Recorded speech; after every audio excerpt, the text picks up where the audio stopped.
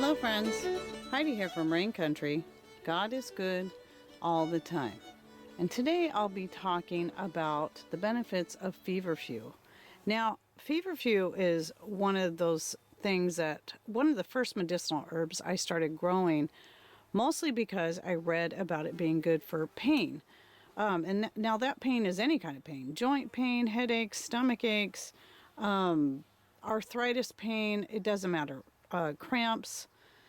And I tell you, this stuff works. At least it works for me. Now, I don't have migraines, but I've heard it's supposed to be very effective for migraines. But I do get headaches quite frequently.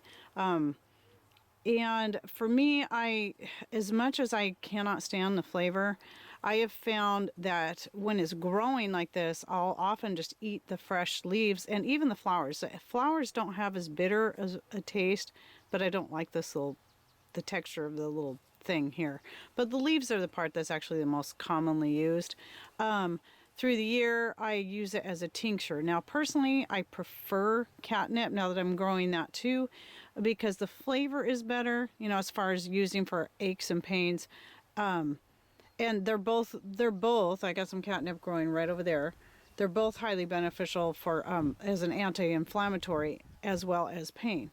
Now, some other reasons I grow it that have nothing to do with the health benefits, is for the sake of what it does for your garden.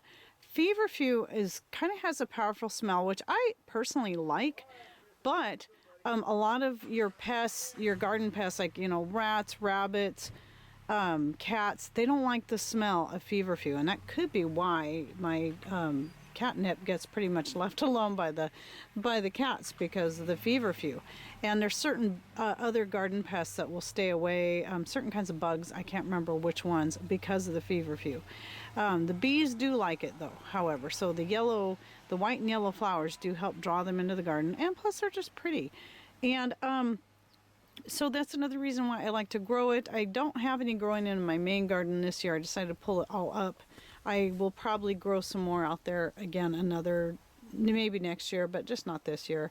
I have these two plants and they're good enough. Well, since I was at it, I decided to do some more looking, because I'm sure there's more things that the feverfew is good for, because the more I learn about medicinal herbs, the more I find that each one has more than just 1, 2, or 3 benefits. I knew for sure for digestion, because anytime you've got a bitter herb, if it is something that's safe to eat, it is going to be good for digestion. So the 3 things I knew for sure were pain, anti-inflammatory, and for digestive problems.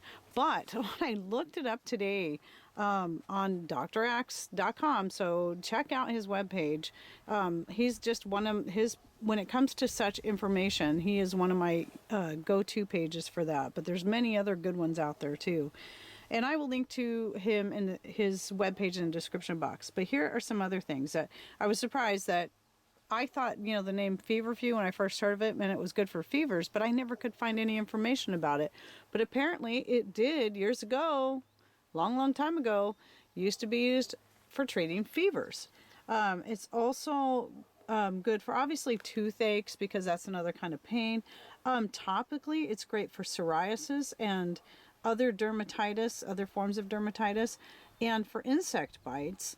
It is helpful for women with menstrual problems and in labor, when you're having labor issues. It helps with tinnitus, and that would be a ringing in the ears, allergies, nausea and vomiting, arthritis, and asthma. What a surprise. I did not know that. Now, here are some warnings I'm going to give you. I don't normally do this because I don't think about the warnings on herbs, because I don't take over-the-counter prescription drugs. However, if you do, you don't take feverfew with aspirin, which to me should just be a given anyway, because if you're taking feverfew for pain anyway, why would you be taking aspirin? If you're trying to get away from that toxic stuff. But you shouldn't also take it with ginkgo biloba or anything that is a blood thinner.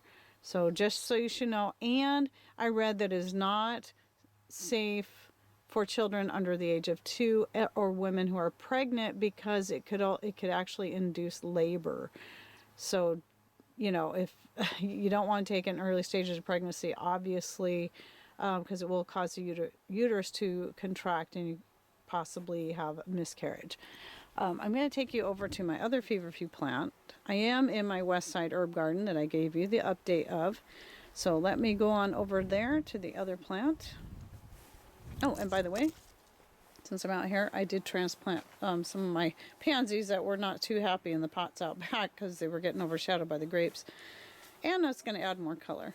So on this other end is my other feverfew. Now, well, my feverfew is kind of, to me, looks a little, even though I think it looks beautiful, it's not as full as it would normally look because I just have not been harvesting anything off of it this year other than what I've been picking and eating immediately for my headaches and my shoulder pain.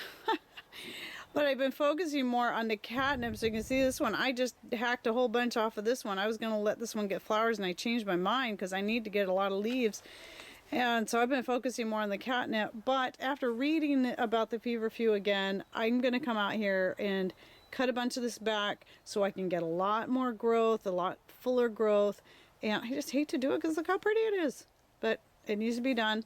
And yeah, and get that dehydrated up and put up for more tinctures and whatever. Now, some ways that you can take it. Now, I'm going to say this again, and I say it every time I talk about feverfew. It is horribly bitter. I mean, it isn't just that kind of bitter like some things where it just has a little bit of bitter, like the dandelion leaves. No, this is beyond bitter.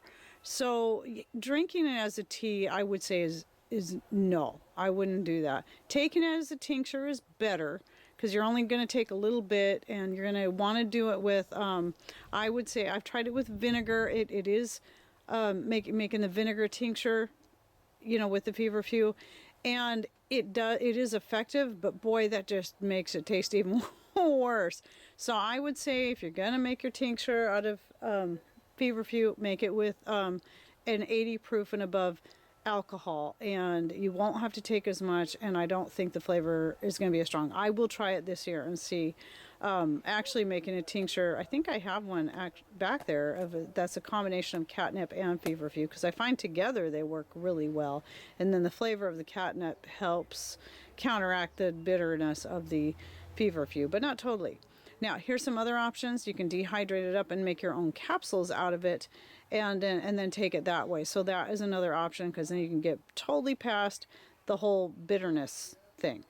All right, so there you have it. There's my medicinal herb for the week, and that is the feverfew. So take a look at it. I will be, by the way, saving seeds off the feverfew this year, and selling some seed packets. Are going to have at least 100 seeds in there, so you'll have lots to try. And yeah, I recommend starting them in pots inside or in a greenhouse, and then planting them ground if you live in a more northern climate. If you're in a warmer place, you probably could get away with direct seeding. Anyway, I hope you enjoyed this video and that you learned something new, and consider that feverfew for your garden. Thanks for watching. Take care, and God bless.